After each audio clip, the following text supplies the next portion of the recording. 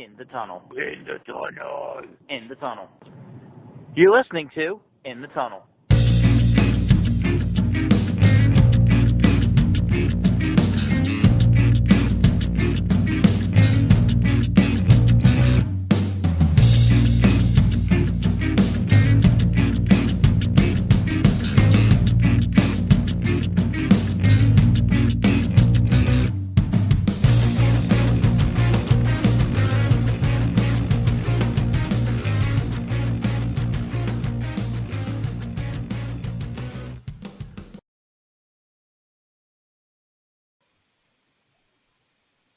Hello and welcome to In the Tunnel, episode number 49. Title to be figured out later. Who cares? Alright, so we kind of been a little out of sync with our schedules. So maybe.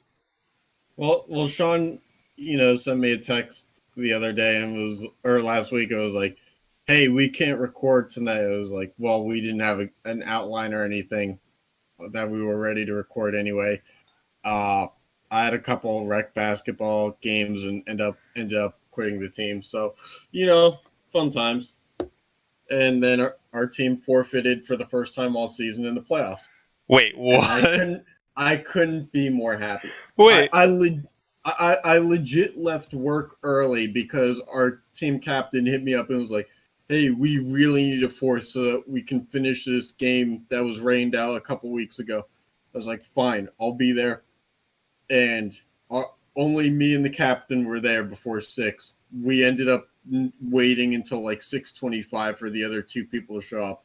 And of course, those two people were like the vocal leaders, like, be accountable, be accountable. I'm thinking, dude, you showed up 25 minutes late for a game that has 7 minutes left on the clock. Don't tell me shit about being accountable. Oh, God. So that's where I'm at. Yeah, I mean, I just had to work overnight till 3 in the morning that day, so, yeah. Same thing. Same thing. You wish that you could quit the team at that point. Anyway, so you want to just jump straight into it? You want to introduce our topic? I would love to.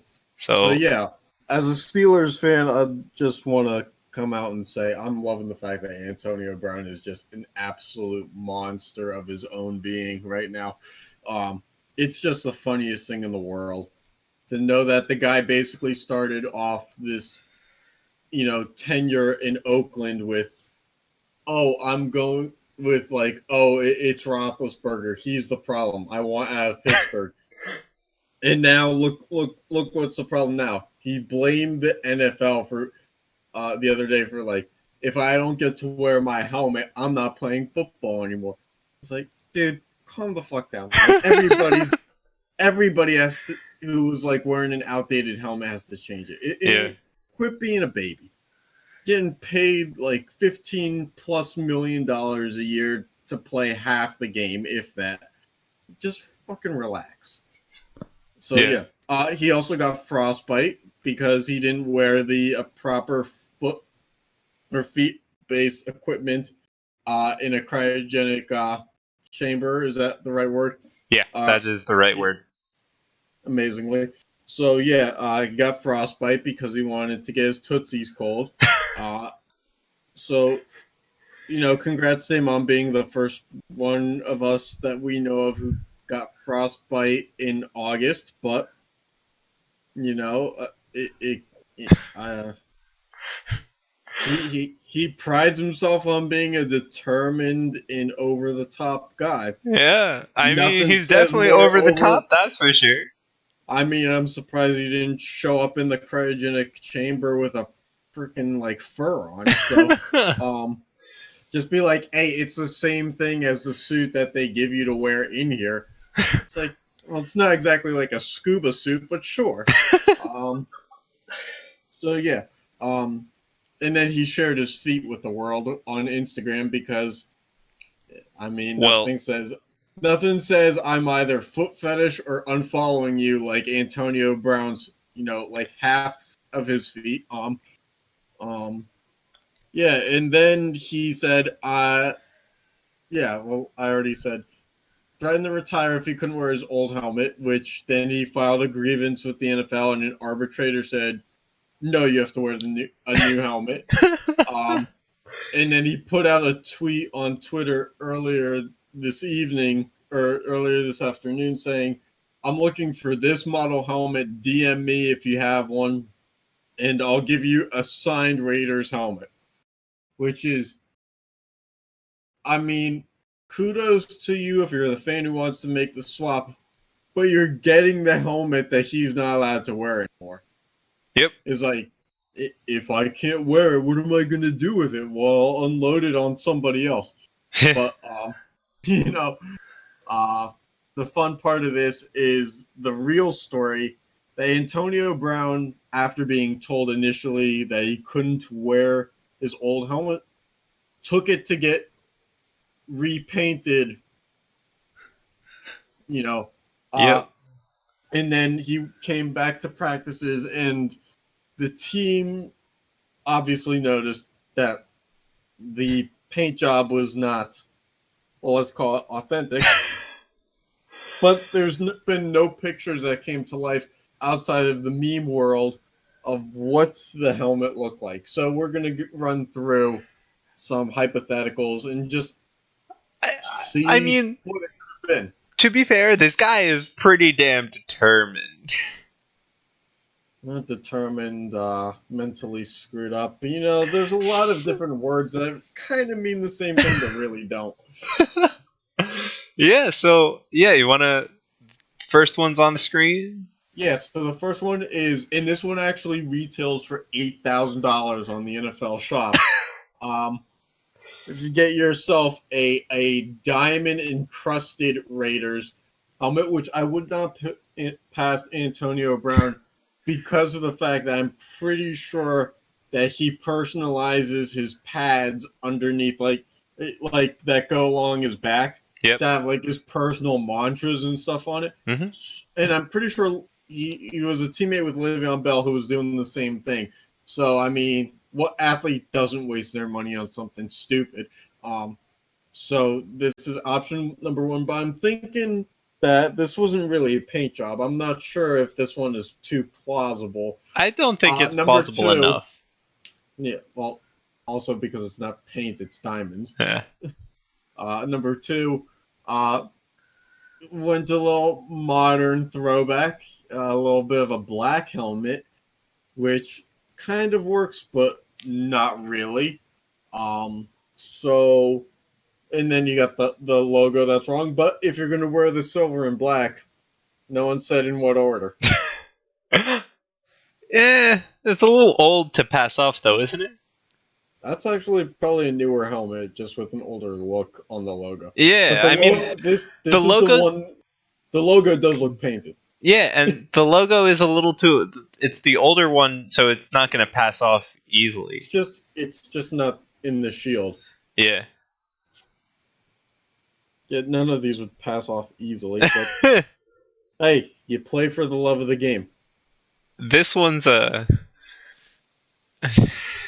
All right, so this one, I mean, Antonio Brown is an entrepreneur, as once told many media personalities that probably would ask him if he knew what the definition of that was.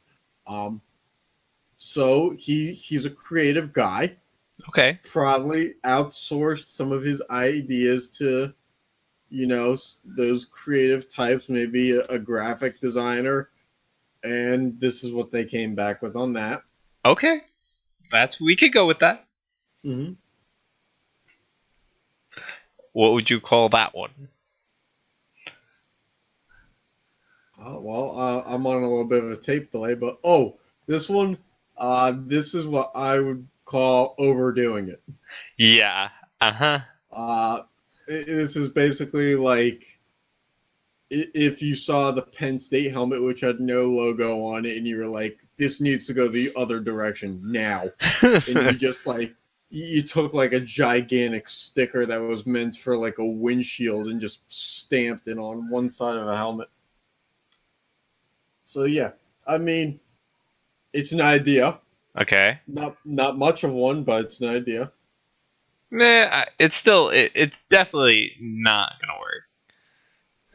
Yet. Not yet. Not Okay. according to Antonio Brown. But this one, This one might work. It's gonna be a little bit hard to put on, oh, very. but once he gets it on, I think he's gonna have the time of his life with it. Oh my god. Yeah, we'll see him try and put this on, huh? And for those who are listening instead of watching, this one is an Oakland Raiders helmet clock. Yeah. So, I mean, he probably needs one of those, but definitely not going on his head. Oh, he needs to turn back the clock, if anything else. Yeah, fair enough. All right, then we got some Lego helmet. It's probably as close as he's gonna get to his normal helmet, dude. If this is 3D, if this helmet is 3-dimensional, it may be the safest thing for him. Yeah, if we're but being brutally honest. I want to see this thing take a hit. Yeah, it'll take a hit and it'll break into apart. a million pieces. Yeah, and then they'll have to stop the game. It'll be fascinating. Just Antonio Brown in press conferences after the game, like, I just don't want to be a distraction to the team. It's like, dude, you're wearing a Lego helmet. We had to stop the game because we lost pieces in the grass. It would be amazing. Yeah, okay. But I mean, this is color scheme's fine. I don't know, it could work. I guess. Well, it's not not much of a paint job, but no. Lead paint, but I think that Antonio Brown's probably had a few, lead chips already. Oh, yeah, more than a few probably. It's that Miami way. Oh, and the final one is he just something gets lost in communication with his creative team, and they come back with a Texas Tech Red Raiders logo or helmet. Hey, it's still the Raiders. Close enough, man.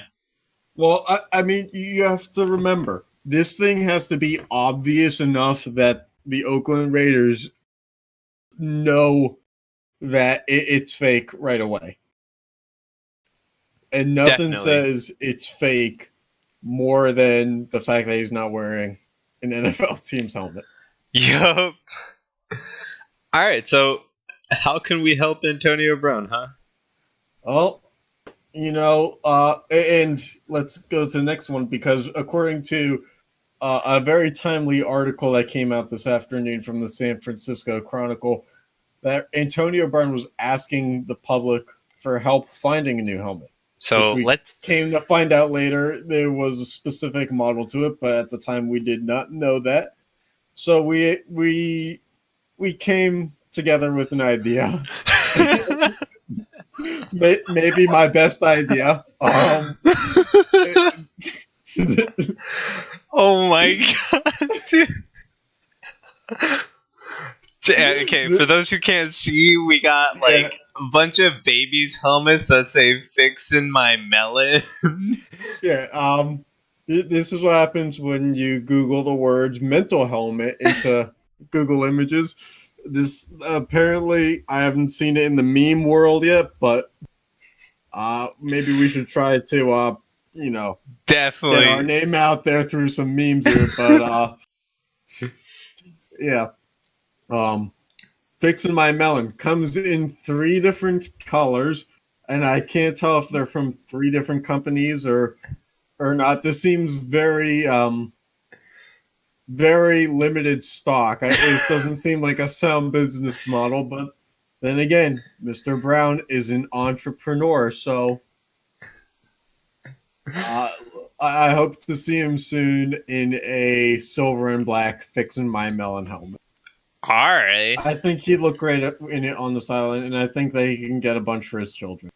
It would be a family affair. All right. So let's go straight into next segment. Yeah, and you can introduce this one. Yeah, so it's wheel spin time. So today we will be trying to figure out whom the upcoming Was it unsigned or free agent? Undrafted free agents, the guys who make camp who don't necessarily have the best odds, who will become the next solidified roster player and or superstar. Right. So, if you couldn't tell, we'll be doing it on the NFL and starting with the AFC East. So, we compile a list of undrafted free agents that these teams have had, and we are going to spin to see whom the new upcoming star will be from this list. Yep. What team are we starting with here? The Buffalo Bills? We are going in alphabetical order through both Easts, then both Norths. I picked the North and the East divisions just because of where we grew up. Yeah. Northeast. So let's just start with the Buffalo Bills. Sure. Let's do it. I'm excited for this. Their upcoming star is offensive lineman Blake Hance. All right, so let me look up this guy. Okay. Interesting. Okay. Well, we might have to spin this one again. Oh, did he get cut? Well, we're gonna find out once the Redskins website loads. Wait, he's a Redskin? Yes, because he apparently was waived by the Bills on May 22nd and signed with the Redskins on June 3rd. Oh. Okay. You got another one in you? Yeah, sure. Well,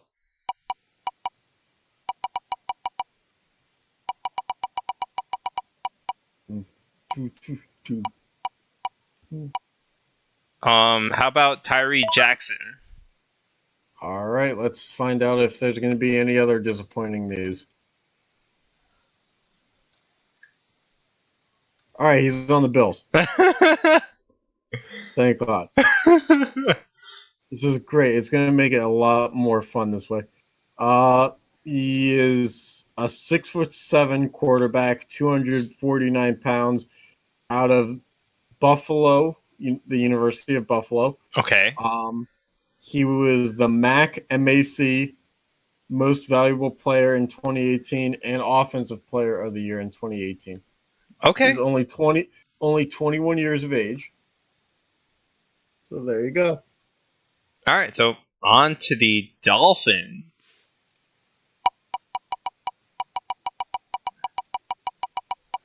Hopefully no more slip-ups like the Bills one, but hey, No, we'll see. I'm hoping for all of them, to be honest with you. I'm here for it. Trenton Irwin. All right, Trenton Irwin is on the Dolphins. Does not have a Wikipedia page. Okay. Always a good start. He's 6'2", 205, 23 years of age. Went to Stanford. Super smart guy. So he has a shot. He's super smart. He had 2 receptions in their first preseason game for 32 yards. Makings of a star there. Sure.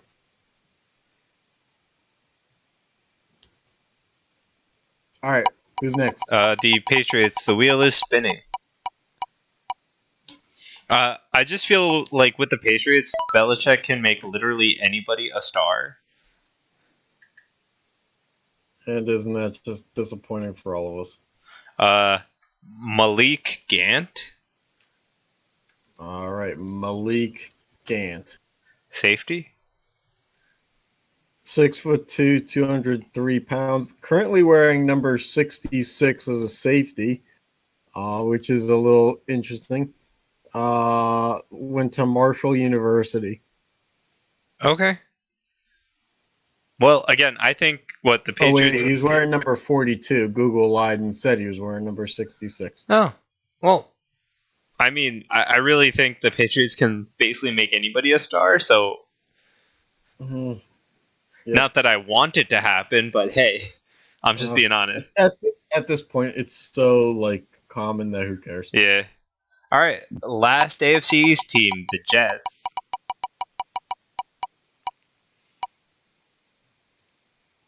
The New York Wide Jet City. receiver, Jeff Smith.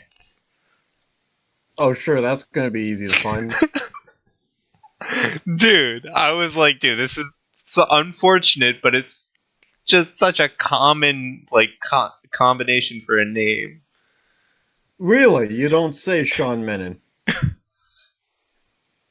He is a 6'1", 22-year-old, 195-pound receiver out of Boston College. Who? Let's see if there's any stats on him. This is going to be such a bitch to find. And we're loading because we're on Spectrum. So And no stats. no stats. Anyway, well, in the AFC East, you got 2 wide receivers, a quarterback, and a safety. Sounds like the perfect start to a team. Don't know what team, but a team. All right, on to the NFC East, starting with the Dallas Cowboys. Punter. Tackle, Oh, Derek Pooney. sure. Like I know how to pronounce any of these. I'm sorry, but I'm probably butchering people's names. I don't care. Went to Central Missouri. Apparently that's a place. 24 years old, 6'5", 315 pounds. No stats because, well, kind of hard to keep track of those. All right, well, lineman. yeah, okay, on to the Giants. Oh, so close to being a kicker. It's defensive back Tenny Adewusi. I totally butchered that name. Sure, who cares? He's 6'1", 201 pounds, 22 years old, and he went to the University of Delaware. He is a defensive back. Yep. Okay, and 2 more to go. So the Eagles, will they get the first like punter kicker? Do they even have one to get?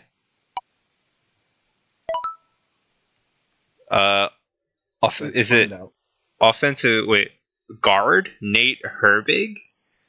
Yes. All right. So he played football at Stanford.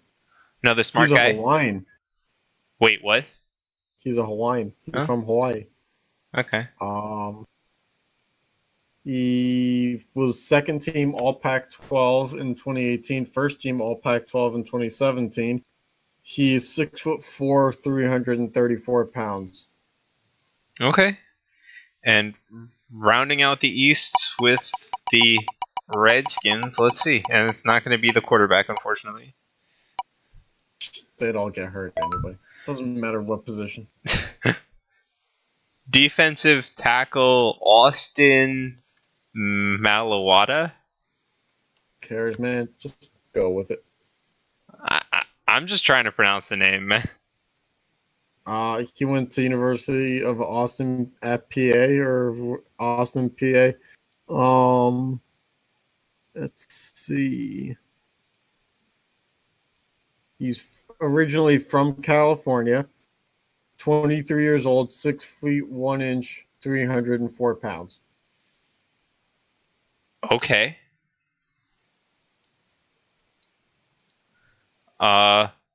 Let's just get straight into the AFC North. Jeremy, your Pittsburgh team will be last because of I don't care how the names work. Yeah, so, I'm aware of how the alphabet works, Sean. Thank you. Had to make sure. Yes, Uh, you got to make sure that someone who's halfway to his master's understands how to spell. hey, Meanwhile, I have to correct the spelling of every YouTube description that you put up after you upload the video. probably. I don't deny it, dude. I'm a You are aware that programmer. there's three forms of there, and Yeah, you always choose the wrong one. yes, I am aware. I'm a programmer, so as long as I spell things consistently, it works. Not consistently right, apparently.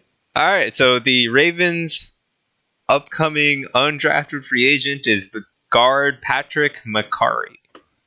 Sure. So he's a 22-year-old who's 6 feet 4 inches and 309 pounds and went to the University of California. Okay. Any others? No There you go. stats in anything? On an offensive guard. Why not, dude? Well, let's see if ESPN will tell us. Nope, nothing.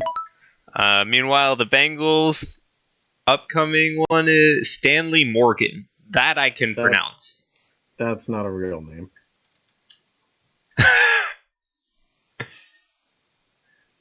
Hey. Well, What? apparently some mock draft site thinks that he's an undrafted gem, which is saying, something considering the authority in mock draft sites, I guess. And this is not the authority site, by the way. He went to Nebraska, which is where all wide receivers come from. Yeah. 22 years old, 6 feet tall, 205 pounds. So it basically shapes up to look like me. Yeah, and then let's get to probably one of the bigger wheels we have for undrafted free agents in the Cleveland Browns.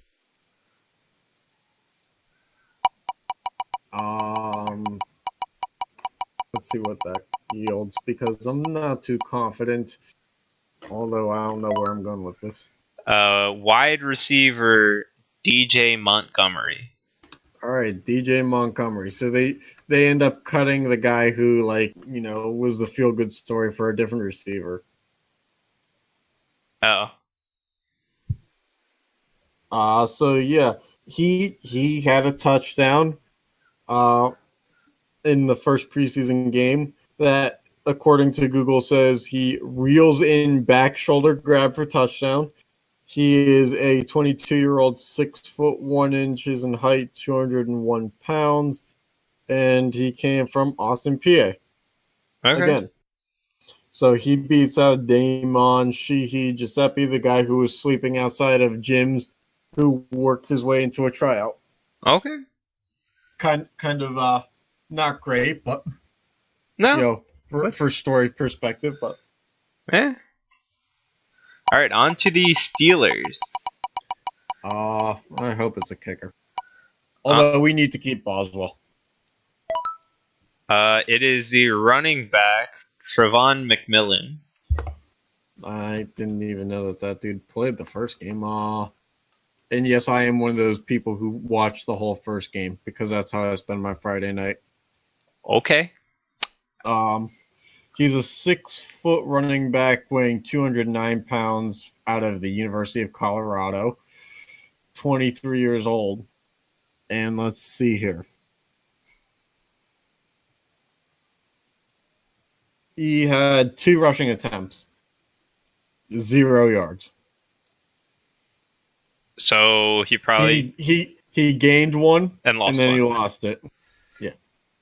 All right. Well, he apparently is going to skyrocket and get so much better.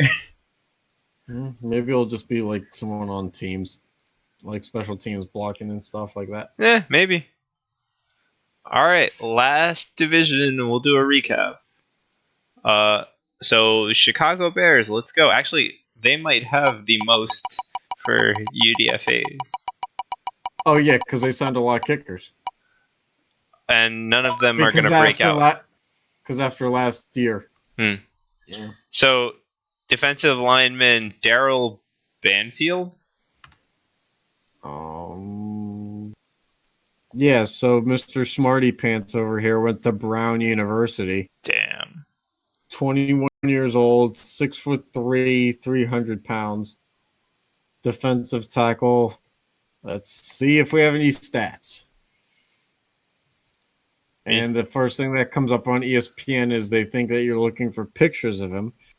That's how undrafted it gets for this guy, apparently. Okay. No stats. Okay, well, on to the Lions. The Detroit Lions. The Lions' breakout players, defensive tackle Kevin Strong. Oh, yeah.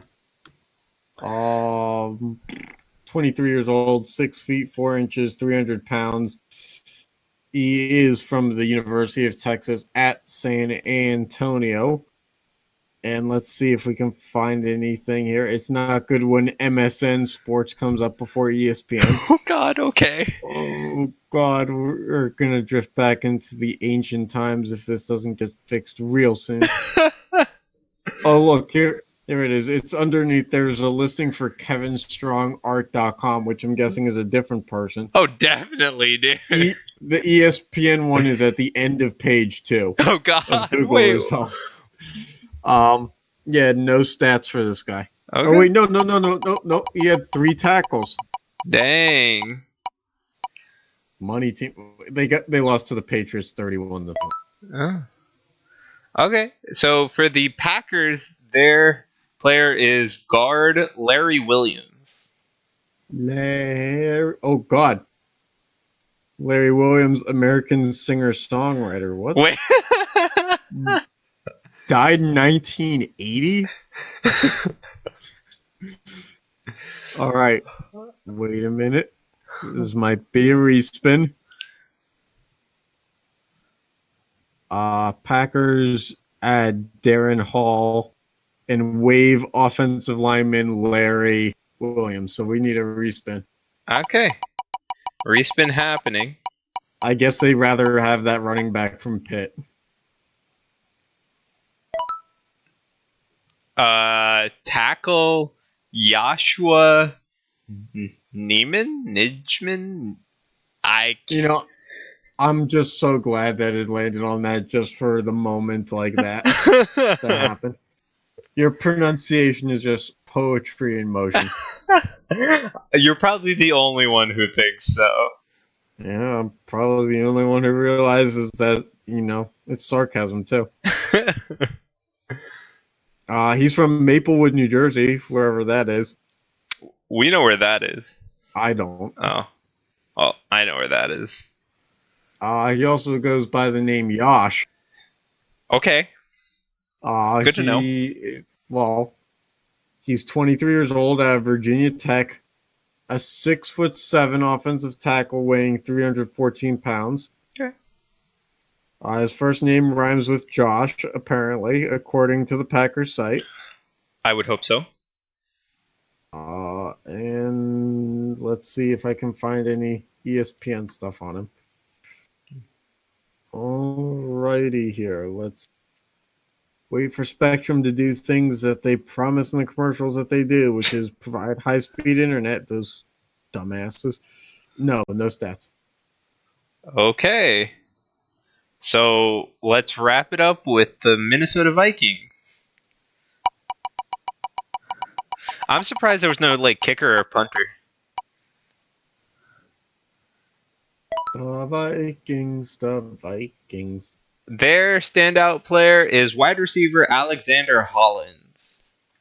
I do admire the fact that the wheel picked a lot of talent or skill positions and playmaker positions for standouts. I think that's probably a more accurate poll. Yeah. I would completely agree. All right. He comes out of East Illinois. He is 6 feet 1 inches, 166 pounds. And in one game, he had 1 reception for 9 yards. Better things to come for sure. Better than. Although at 6'1", 166 pounds, even for a wide receiver, that's a little low. Yeah, he needs to bulk a little bit. Just a little bit. And at least he didn't go too, or anything for 0 yards like the other guy that actually had stats. I guess. All right, so just to recap, for anybody who's following the AFC East, the Buffalo Bills surprise UFA will be Tyree Jackson. Dolphins, quarterback. Trenton Irwin, wide receiver. Patriots, safety, Malik Gant. And Jets, wide receiver, Jeff Smith. Don't Google that without the word Jets in it. Yeah, it's probably not going to do so well. I mean, you can Google it. It's not like, it's going to pop up with some weird stuff. No, it's Although, if you search through enough Jeff Smiths, I'm sure you can find something weird. Yeah, but I mean, unless you, You're not going to find football player at the top of the list. Let's just say that. Definitely not.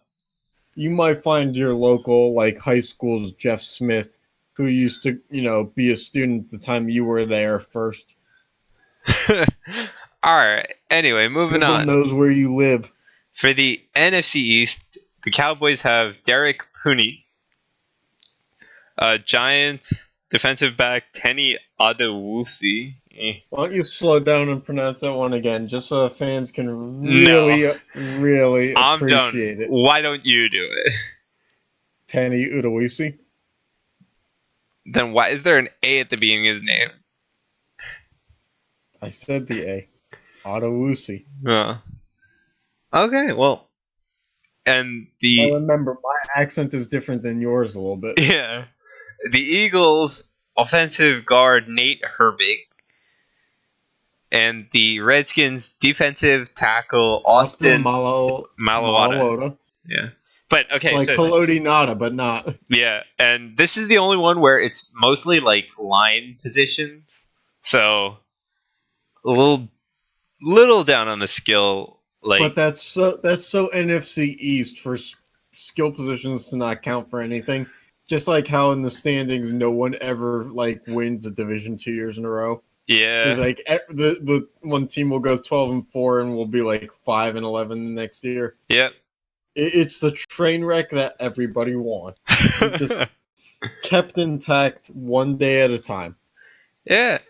And for the AFC North, the Baltimore Ravens have guard Patrick McCarry. Bengals have wide receiver Stanley Morgan. Browns have wide receiver DJ Montgomery. And Steelers running back Trevon McMillan. Yep. Yeah. I mean, you would expect a lot of the skill players out of this division, especially because the Browns are kind of up and coming finally, I guess. And I don't know. Sure, why not? At least the Steelers, they have great running backs. Even if they lose them, their next running back still just surprises people. So, hey, you never know. I mean, Bell's the first one to walk in a long time. The other ones have just been cut.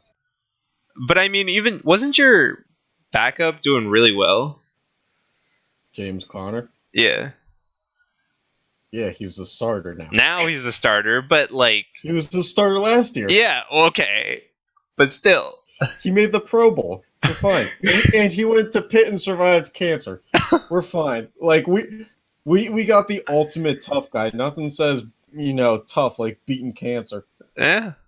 And yeah, so I mean, you guys are fine without, I wouldn't say fine without Bell, but he was just We're fine. Yeah. We're fine. We don't need him. We've got plenty of running back depth now. Yep. Especially this guy. Yep. So, why not? 2 rushes for 0 yards, man. Gotta start somewhere. Baby steps.